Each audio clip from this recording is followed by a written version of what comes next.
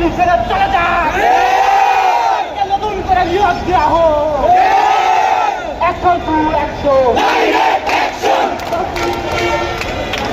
Action to action, ধর্ষকের বিরুদ্ধে ভাই সামনে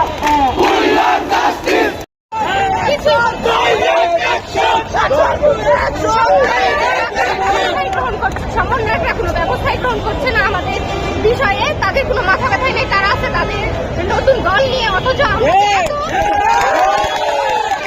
আমাদের ধর্ষণ বাড়ছে, চাঁদাবাজি বাড়ছে। তারা যে কথা দিয়েছিল আমাদেরকে তার কিছুই রাখে নাই। উল্টা আমাদের আগে আমরা এর চেয়ে ভালো ছিলাম, এখন এর চেয়ে আমরা অনেক বেশি খারাপ আছি।